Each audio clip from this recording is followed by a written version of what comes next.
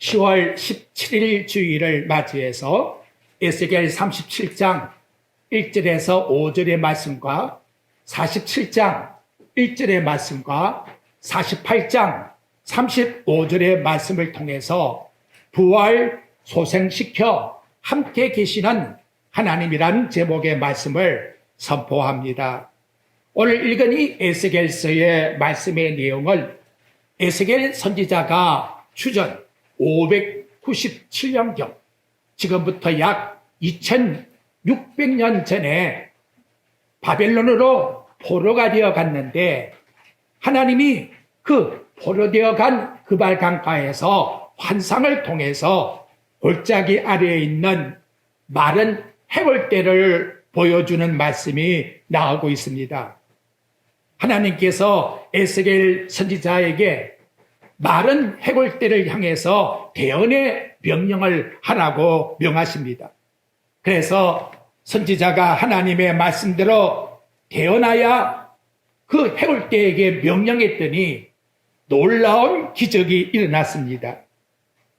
생기가 골짜기에 있는 마른 해골뼈들 속에 들어가니까 그 뼈들이 결합되어서 살아나 큰 군대가 되었다라고 이렇게 말씀합니다. 하나님이 에스겔을 통해서 이 사건을 보여주는 의미는 당시 바벨론으로 포로되어 온 이스라엘 백성의 영적인 모습이 마치 골짜기에 묻혀있는 큰 해골대와 같은 모습이라고 일러주는 내용입니다. 한마디로 삶에 희망이 없다, 소망은 생각할 수도 없는 그와 같은 형편이다. 오직 절망뿐이요, 마치 골짜기에 흩어져 있는 해골과 같은 모습이다 라고 말씀을 합니다. 하지만 부활이요 생명이신 하나님께서, 전능하신 하나님께서 에스겔 선지자를 통해서 하나님이 생기를 불어넣으라고 대언하니까 해골들이 생기를 받고는 각각 뼈들이 붙어서 살아났다는 거지요. 그래서 큰 군대가 되었다라고, 놀라운 부활의 사건이 일어났다라고 이와 같이 기록을 해주고 있습니다. 그리고 하나님은 다시금 살아난 그 모든 이스라엘 백성들, 큰 군대의 무리가 다시 예루살렘 성전으로 돌아와서 성전에서 하나님께 경배드리게 될 것이라고 그와 같은 계시를 에스겔에게 보여주고 있는 말씀입니다. 마치 옛날 이스라엘 백성이 모세를 통해서 애굽에서 출애굽해 나와서 광야에서 큰 하나님 나라의 군대를 이룬 것과 같이 유다 백성들이 범죄했지만 바벨론으로 포로되어 내려가서 거기에 제2의 출애굽 사건 같은 출바벨론 사건이 오늘 본문 말씀 속에서 반드시 일어날 것이다, 이런 새로운 꿈과 비전을 보여주는 말씀이 본문의 내용입니다. 첫째 말씀드리고 싶은 것은 하나님이 에스겔에게 보여준 환상을 조금 더 자세히 봅니다. 먼저 해골에 대한 말씀이 하나님이 해답으로 보여줍니다. 37장 11절 말씀의 내용에 보게 되면 하나님이 해답을 주시지요. 또 내게 이르시되 인자야, 이 뼈들은 이스라엘 족속이라, 온 족속이라. 그들이 이르기를 우리의 뼈들이 말랐고 우리의 소망이 없어졌으니 우리는 다 멸절되었다 하느니라. 참으로 골짜기에 죽은 뼈, 해골 모습을 볼 때에 얼마나 참혹하고 끔찍한 사건입니까?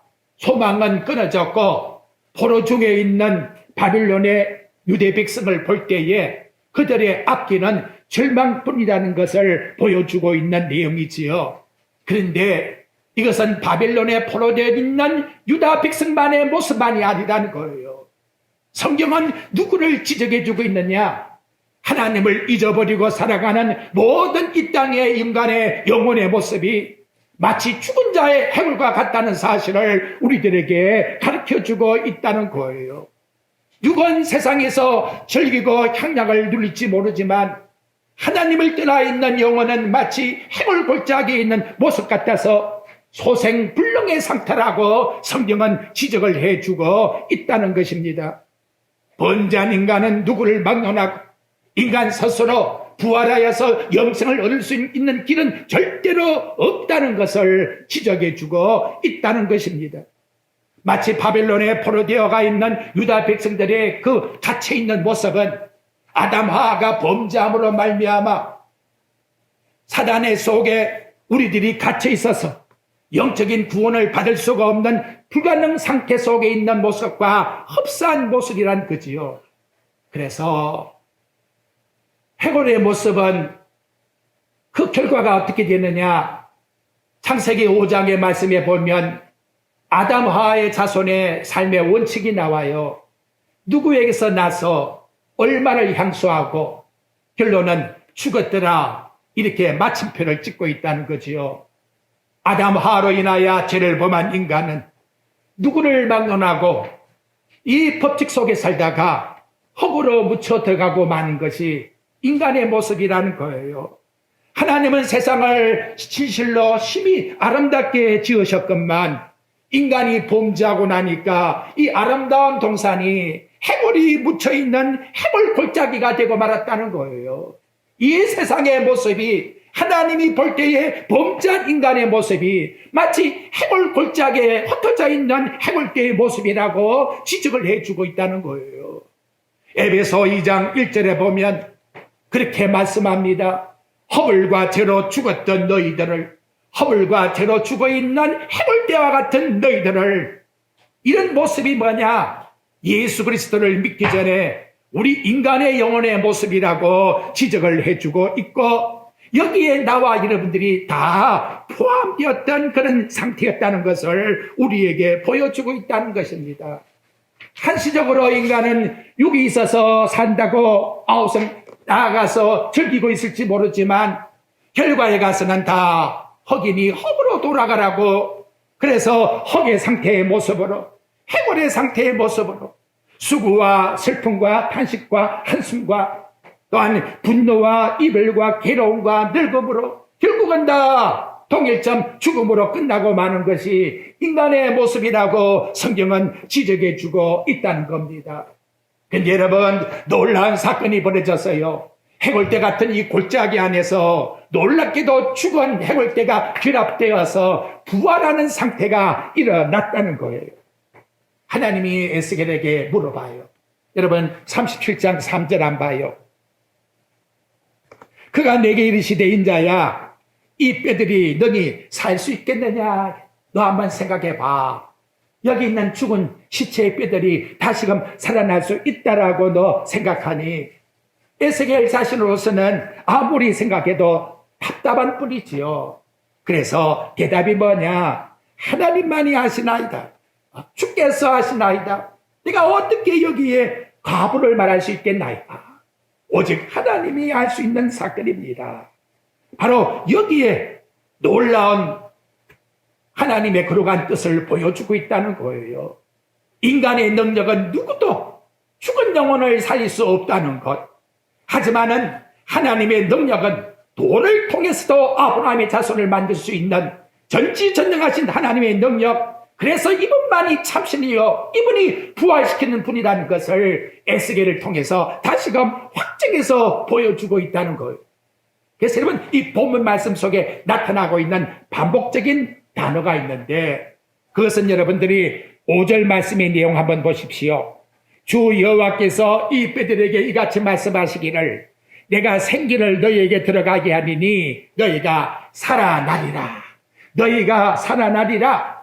내 안에 있으면, 예수 그리스도 안에 있으면, 말씀 속에 있으면, 예수를 믿으면 살아나리라. 바로 이러한 뜻을 6절 중반절에도 너희가 살아나리라, 10절에도 곧 살아나서 큰 군대가 되리라. 얼마나 놀라운 하나님의 은총의 축복입니까? 근데 여러분, 다 살아나는 게 아니에요. 그러면 누구를 살리느냐? 바울이 에베소의 말씀을 근거해서 보니까 살리는 자가 보미가 있더라는 거지요. 그가 누구냐?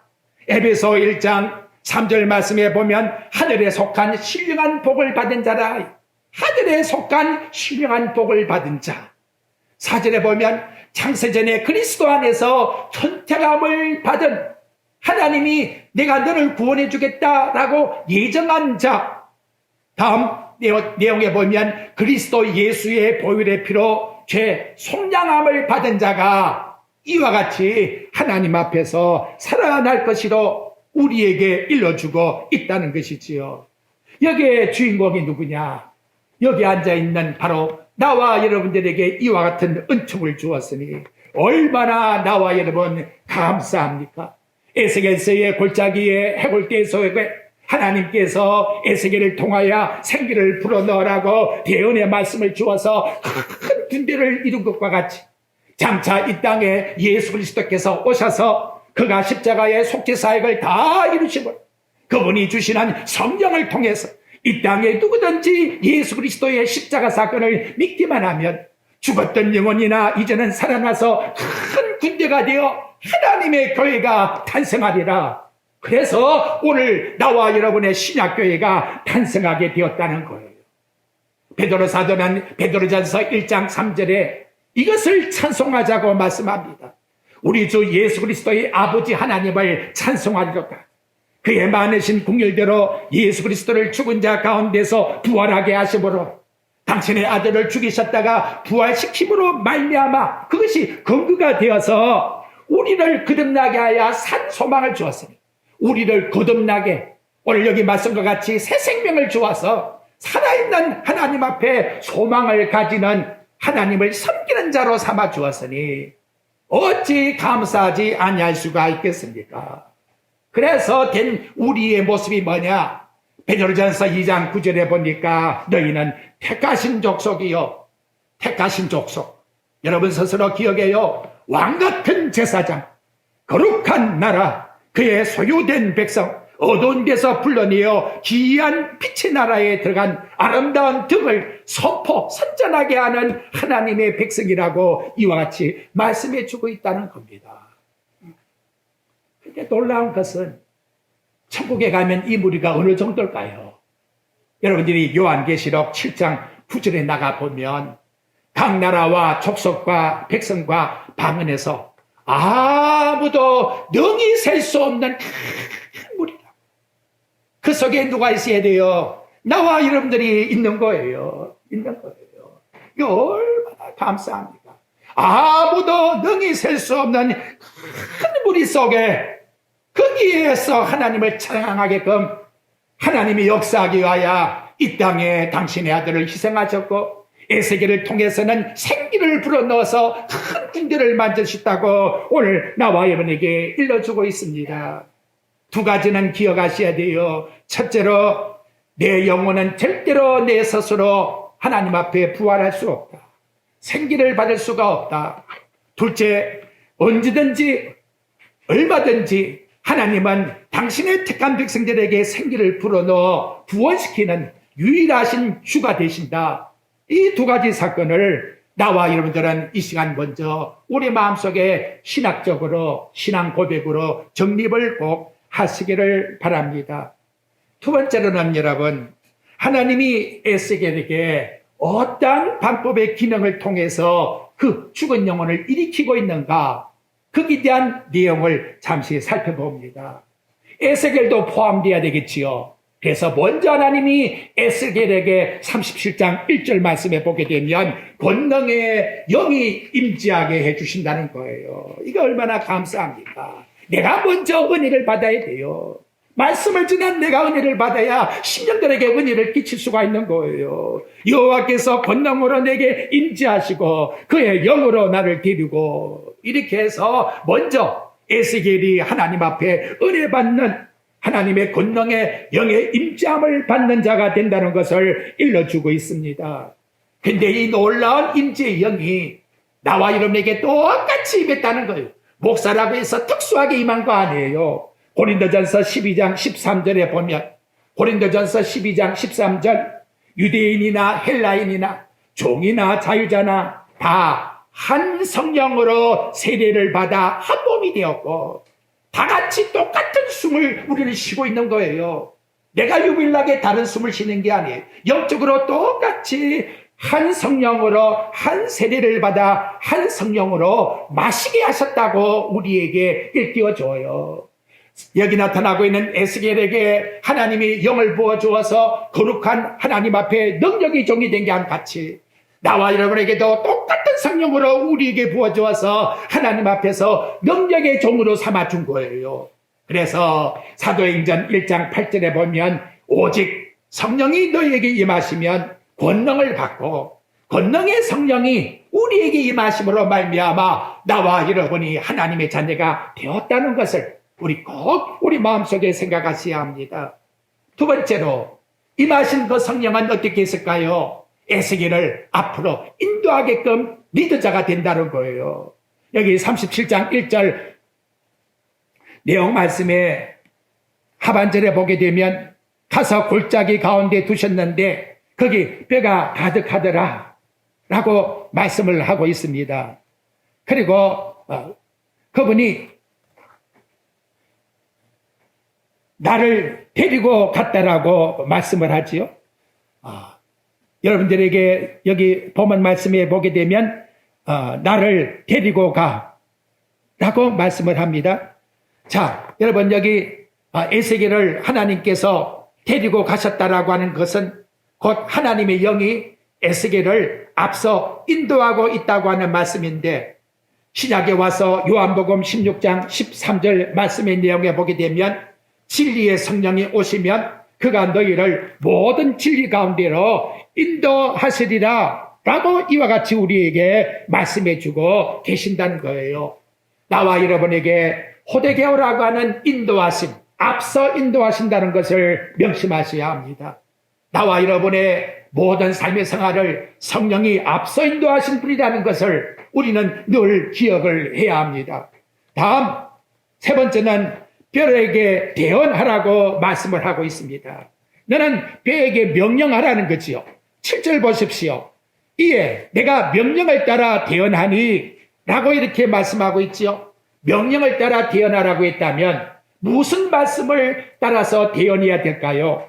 요한복음 16장 13절에 보면 그가 스스로 말하지 않고 오직 들은 것을 말하며 14절에 그가 내 영광을 위하여 내 뜻을 가지고 너희에게 알리리라. 하나님의 영이 대언할 때에는 하나님의 영이 새로운 걸 주는 것이 아니라 그리스도의 말씀, 내 뜻을 전하게끔 해서 하나님 아들의 영광을 드러내게 하는 것이 성령의 역사라고 이와 같이 일러주고 있다는 거예요. 그러면 성령이 일러주는 말씀을 구체적으로 어떻게 나타냈을까요? 사도들이 나아가서 사도행전 4장 10절에 보게 되면 이렇게 말씀합니다. 모든 이스라엘아 들으라. 너희가 십자가에 못 박고 하나님이 죽은 자 가운데 살리신 나사렛 그리스도 예수의 이름으로 이 사람이 건강하게 되어 너희 앞에 선다니라. 예수 그리스도의 이름, 그리스도의 이름을 통해서 성령은 나타내시고 증거하게 하시는 겁니다. 오늘 이와 같은 역사가 성령께서 죽은 영혼을 살리는 역사라고 말합니다. 아무리 내 좋은 걸 주어도 인간의 물질을 가지고는 구원시킬 수가 없어요. 오직 하나님이 우리에게 대언하라고 명령하신 주 예수 그리스도의 이름을 믿게 하는 이 말씀만 선포될 때에 죽은 영혼이 살아날 수가 있다는 것을 우리들에게 말씀을 통해서 가르쳐주고 계신다는 거지요. 그리고 나서 이제 이 뼈들에게 생기를 불어넣었더니 그들이 살아나기 시작합니다. 7절 말씀 중반절에 보니까 대언할 때에 소리가 나고 움직이며 소리가 나고 움직였다고 이렇게 말씀을 합니다. 9절 하반절에 보니까 이 죽음을 당한 자들에게 불어서 살아나게 하라 라고 말씀을 하고 있습니다. 생기를 불어넣을 때만 살아날 수 있어요. 그러니까 여러분 성령은 말씀을 통해서 역사하게 되는 것이고 주 예수 그리스도의 말씀이 선포될 때에 성령의 역사에서 무신명의 마음을 움직여 하나님이 당신의 택한 백성을 살리게 하신다는 거예요. 예수님이 요한복음 20장 22절에 이 사건을 주지요. 이 말씀을 하시고 그들을 향하여 숨을 내쉬며 이르되 성령을 받으라. 예수 그리스도께서 당신의 제자들에게 성령을 받으라고 숨을 내쉬면서 생기를 불어넣어 주었다는 것. 그래서 누구든지 어떤 죄든지 이 생기를 통해서 죄 사함을 받게 될 것이고, 만약에 누구든지 그 죄를 그냥 회개하지 않게 되면 그대로 있으리라고 말씀하는 내용이 나타나고 있다는 거지요. 근데 이 생기의 능력이 얼마나 중요하냐. 생기는 불어넣는데 여러분, 참 안타까운 게 있어요. 여기 보면 말씀의 내용의 7절과 9절까지 잠깐 내용을 읽어볼게요. 이에 내가 명령을 따라 대언하니 대언할 때에 소리가 나고 움직이며 이뼈 저뼈가 들어맞아 뼈들이 서로 연결되니라 움직이기 시작했어요. 8절 내가 또 보니 그 뼈에 힘줄이 생기고 살이 오르며 그 위에 가죽이 덮이나 그 속에 생기가 없더라. 모양의 폼은 있는데 아직도 일어나 움직일 수 있는 생기는 아직도 없다는 거예요. 사람이 살아는 있다고 하는데 심장이 뛰지 않게 되면 응급 심폐소생술을 해야 되지요. 그렇지 않냐면 사람은 죽어버리는 거지요. 폼은 있는데 모습은 있는데 움직여 활동이 나타나지 않고 있는 순간 이거 어떻게 하면 좋겠습니까? 응급조치를 하지 않게 되면 정말로 낭떠러지 떨어지듯이 엄청난 화가 온다는 것이지요. 이때에 여러분 다시 10절 말씀을 합니다. 이것이 있다는 거예요. 이렇게 여러분 움직이지 못하고 있는 이 상황 속에서 9절 말씀 또 내게 이르시되 인자야 너는 생기를 향하여 대언하라. 생기에게 대언하여 이르기를 주 여호와께서 이같이 말씀하시기를 생기야 사방에서부터 와서 이 죽음을 당한 자들에게 불어서 살아나게 하라.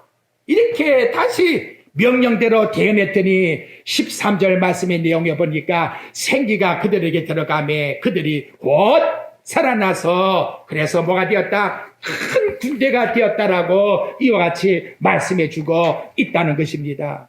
놀라운 것은 여러분 8절에는 겉폼은 있는데 생기가 없어요. 그런데 9절과 10절에 보니까 생기를 불어넣으니까 살아 움직여서 군대가 되었다는 거예요. 이것 우리에게 얼마나 중요한 말씀입니까? 사람의 힘과 능력으로서 신앙생활하는 것이 아니에요. 하나님의 성령께서 내게 불어넣어 줘야 은혜를 주셔야만 우리는 살아서 움직일 수가 있는 거예요. 그래서 스가랴 4장 6절에서 우리에게 말씀합니다. 이런 힘으로도 능으로도 할 수가 없나니 오직 성령의 역사로만 할 수가 있느니라. 이 시간도 여러분 100가지의 믿음의 종류 속에 1%라도 내 것이 있다면 아예 버리세요. 인간의 방법, 인간의 수단, 인간의 것을 가지고 이루어지는 게 아니에요. 오직 하나님의 성령께서 나를 완전히 설복해 하사 나는 죽고 그리스도만이 나타날 때만이 나에게는 성령이 역사하게 되는 거예요. 그래서 에베소 5장 18절에 말합니다. 술 취하지 말라. 이는 방탕한 것이니 오직 성령의 충만함을 받아라. 충만함을 받아라.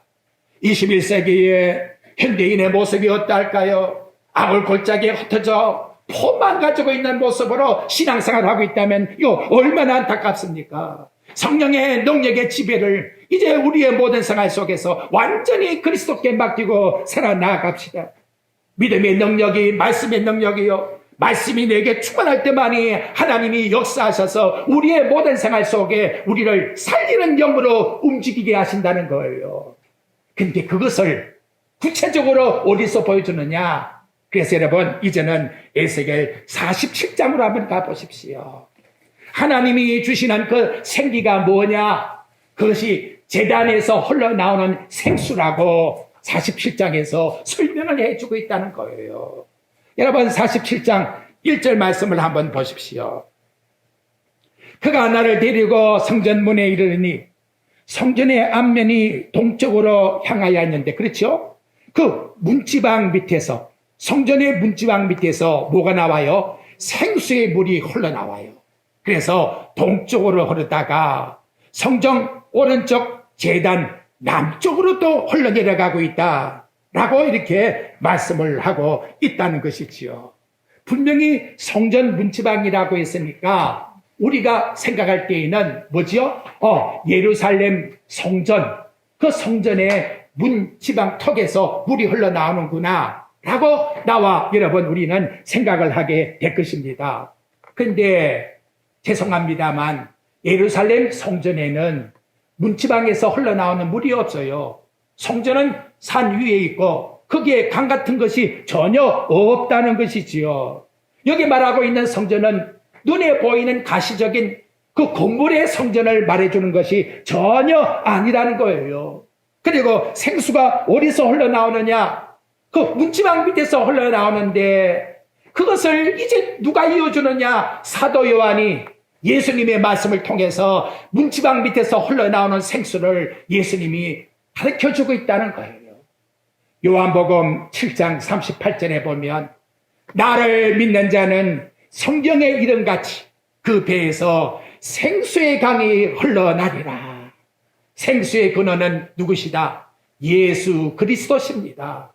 거기 건물이, 그 성전이 생명을 살리는 곳이 아니라 건물 성전은 무너져 버렸어요. 필요 없다 그 말이에요. 완전한 성전이신 그리스도가 이 땅에 와서 그분이 우리에게 성령을 주므로 말미암아 우리에게 생수가 흘러넘치게 되었다는 거예요. 그래서 여기 나타나고 있는 이 구약의 제단은 솔직히 완전히 죄를 사할 수가 없어요. 그래서 매년 짐승의 피를 갖다가 들이서 속죄 제사를 했는데 놀라운 것은 예수 그리스도가 이 땅에 온전하신 성전으로 오셔서 십자가에 죽으심으로 말미암아 성전의 휘장이 착 찢어지면서 다 이루었다. 히브리서 10장 10절에 보면 온전히 완전히 영원히 속죄를 이루었다고 그래서 선포하고 있다는 거예요.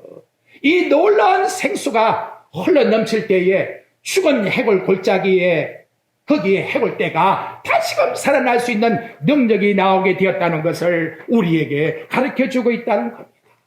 예수 십자가에 흘린 보혈의 피, 얼마나 귀중한 피입니까? 얼마나 보배로운 피입니까? 그 피로 말미암아 나와 여러분이 영원히 단번에 온전히 속죄함을 입고 살아가고 있다는 이 영광스러운 하나님 앞에서의 부활의 영광체가 되었다는 것을 나와 여러분은 절대 잊어서는 안 돼요. 다시금은 목마르지 않습니다. 그래서 영원한 영생의 생수를 우리들에게 원하는 자에게 얼마든지 마시라고 주신 분이 이 땅에 오신 하나님의 사랑을 보여주는 예수 그리스도라는 사실을 증거해주고 있다는 거지요. 그렇다면 여러분, 다시 생수의 근원이 예수 그리스도라면, 성전이 예수 그리스도라면 거기 나오는 생수는 누구냐? 그래서 여러분들이 요한복음 7장 39절에 가보면 예수님이 구분을 해줘요. 이는 그를 믿는 자들이 받을 성령을 가리켜 하신 말씀이라. 이렇게 요한복음 7장 39절에서 하나님이 죽은 영혼을 살리실 때에 거기에 불어들어가는 생기가 곧 성령께서 역사하신다라고 이와 같이 말씀하고 계신다는 것입니다. 성전의 본체이신 그리스도를 믿으면 믿는 자에게 예수 그리스도는 바로 생수라고 하는 성령을 주시어서 우리의 심령 속에 죽은 영혼을 거듭나게 하시는 역사가 성령의 역사라고 말씀합니다. 그분이 어려울 때에 우리에게 힘을 주는 거예요. 위로함을 주는 거예요. 그리고 그분이 끝까지 앞서 승리의 길로 우리를 인도하시는 거예요. 넘어져도 하나님 앞에 생수 마신 자는 절대로 망하는 것이 아니에요. 다시금 일으켜서 전진하여 나아갈 수 있도록 하나님은 앙망하는 마음을 우리 마음속에 주시는 거예요. 더 주님을 바라볼 수 있도록 소망과 사랑을 우리에게 부어주시는 거예요. 세상은 이 생수를 알지 못하기 때문에 생수 대신에 뭘 먹느냐? 그래서 술주를 먹는 거예요. 술주가 뭔지 아십니까? 알잖아요. 여러분 음식점에 가봐요. 밥만 먹습니까? 밥 옆에 다 거기가 술주가 있는 거예요. 술을 마셔야 청나게 되고 조금이라도 기쁨이 되니까. 그래서 요새는 조폭보다 더 무서운 게 뭐냐? 주폭이라는 거예요. 술 먹고 폐가 망신당하는 거예요. 얼마나 사고를 치고 있습니까? 오죽하면 이렇게 하겠습니까, 여러분? 이게 뭐냐? 생수를 마시지 않는 자의 해골때에 방탕하는 모습이 이와 같이 우리들에게 나타나고 있다는 것이에요. 사랑하는 성도 여러분, 우리의 마음속에 탐욕이라고 하는 사해바다가 되었다 할지라도 생수가 흘러 들어오게 되면 사해바다에서 물고기가 살아서 움직일 줄이야 누가 알겠습니까? 그것이 47장, 48장에서 쭉 전개되어 나오는 거예요. 죽었던 영혼이라 할지라도 성령이 지배하시면 이제는 완전히 다른 사울이 아니라 바울의 모습으로 변화되었어. 옛날에는 예수를 죽이려고 작정을 했는데 이제는 복음을 위하여 자기 생명도 아까워하지 아니하더라. 그런 모습으로 바뀌어졌다는 거예요. 오늘도 성결의 하나님 앞에 나오지 않고서는 견딜 수가 없다는 마음을 바로 생수이신 성령께서 우리에게 부어주므로 이 한 시간 하나님 앞에 나와 함께 아바 아버지라 부르게 되었으니 누구든지 목마르거든 내게 와서 마시라고 이 말씀은 아직도 끊어지지 않고 이 시간 선포되고 있습니다. 생수의 분량이 얼마만큼일까요? 여러분들이 41장을 이제 2절부터 쭉쭉 읽어 내려가 보십시오. 거기에 척수로 자를 대고 있어요. 자를 재었더니 처음에는 발목으로 왔어요. 다음에는 허리가 왔어요. 다음에는 목으로 왔는데 그 다음에는 헤엄칠 수가 없는 광활한 엄청난 물로 불어났다라고 말씀을 해주고 있다는 것입니다. 오늘 나와 여러분 우리는 어느 정도의 은혜 속에 잠기어서 살려고 합니까? 바울은 어느 정도가 아니라 죽었다. 그리스도 안에서 나는 죽었다. 그리고 날마다 나는 죽노라. 그렇지 아니하면 은혜의 강 속에서 살 수가 없기 때문에 조금만 내게 기회가 있고 내게 살 수 있는 힘만 생겼다 하면 마귀는 또 덮쳐버리는 거예요. 나와 여러분 우리 완전히 죽읍시다. 어디에? 은혜의 강 속에 죽읍시다. 하나님의 은혜를 주지 아니하면 나는 살 수가 없습니다. 살든 죽든 하나님 은혜대로 나를 이끌어가소서. 완전히 은혜의 물속에 잠길 때에 나와 여러분에게는 세상과 나는 간곳 없고 구소한 주만 보이게 되는 것이요. 찬양의 감사가 나오는 것이요. 하나님이 이처럼 나를 이끌어준다고 하는 풍성한 은혜 속에 거할 수 있게 된다는 것을 이 에스겔 47장 말씀에서 나타내주고 있다는 것입니다. 그렇다면 여러분 그 은혜의 강물이 흘러 넘쳤더니 그 다음에는 어떤 모습으로 바뀌게 되었느냐. 그래서 47장의 말씀에 보니까 여러분들이 거기 9절 말씀을 한번 보십시오. 놀랍지 않습니까 여러분? 어떻게 이렇게 될 수가 있을까?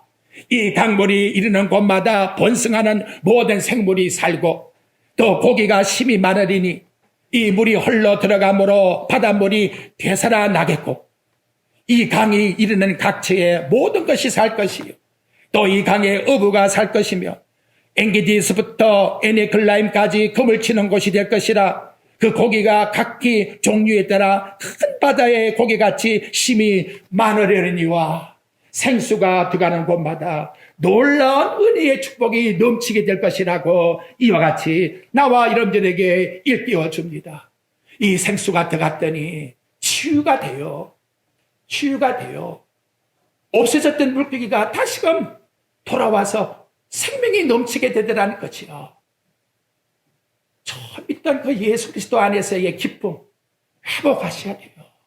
생수가 내게 들어오므로 말미암아 넘치는 은혜의 희열이 내게 하나님 이 은혜를 주옵소서. 그래서 제가 항상 구하는 게 그거예요. 초심에 하나님 앞에 나와서 일했던 그 열심과 그 은혜를 주여 끊어지지 않게 해주옵소서. 우리 하나님 앞에서 세상에 어떤 문제가 아니라 그죠? 주님만 의지하고 살아가면 그것으로 백짐인 줄 알고 살았던 그 은혜의 모습, 그 생활 속에 사는 것이 최고의 은혜라는 걸 보여주고 있다는 거예요. 근데 여러분 이걸 거절하는 자가 있어요. 그래서 11절 보십시오. 예외가 나왔어요. 그 진펄과 개펄은 되살아나지 못하고 속은 땅이 될 것이다. 이렇게 은혜를 주겠다고 하나님께서 동서남북으로 말씀을 통해서 넘치게 부어주기만 마음이 원하게서 이것을 마음에서 방해하거나 가로막는다 같으면 진풀과 개펄이 될 것이라고. 그래서 히브리 기자가 히브리 3장 15절에서 말씀해줘요. 너희들 옛날에 그 애굽 땅에서 나온 이스라엘 백성과 같이 완악한 마음 품지 마라. 네 인생 사는 게 아니야. 하나님의 은혜로 살아가니 그저 그에게 맡기면 돼. 그분이 경로하게끔 하는 그런 행동 네 마음속에 갖지 말아라. 이렇게 부탁하고 있습니다. 오늘 우리의 영혼이 그분에게 맡겨 은혜 속에 살아가는 생수의 강 속에 살아갈 때만이 진정한 행복이라는 것. 이 길을 떠나서는 아무리 세상의 모든 걸 다 했다 할지라도, 이루었다 할지라도, 갖추었다 할지라도, 갖추고 있다 할지라도 절대로 이는 진펄이요 개펄이요 소금 땅에 불과하다는 것을 성경은 말씀해 주고 있습니다. 오늘 말씀 결론은 맺읍시다. 그랬더니 자, 해골 골짜기에서 뭐예요? 생기가 일어나서 해골들이 다시금 부활의 영으로 살아나서요. 그들에게 하나님께서 제단에서 흘러나오는 생수를 통해서 공급함으로 말미암아 풍성한 은혜의 강 속에서 새로운 그 물고기들이 흘러넘친 것 같이 참으로 하나님 앞에 풍요로운 신앙생활로 살아가요. 그런데 하나님은 어디에 계시나 그 말이에요. 하나님이 구약 때에 지어놓은 그 성전에 계시냐? 스데반 집사가 말해요. 하나님이 보좌는 하늘이요 발등상은 이 땅인데 하나님이 계신 곳은 그 너희들이 말하고 있는 성전 안이 아니야. 예수 그리스도, 너희들이 죽인 예수 그리스도 거기에 하나님의 영이 계시고 하나님이 영광을 받으시는다. 그들이 얼마나 화가 났으면 돌멩이 들고 집어 던졌다는 거죠. 오늘 나와 여러분, 하나님이 어디에 계십니까? 다시금 확인해 보십시오.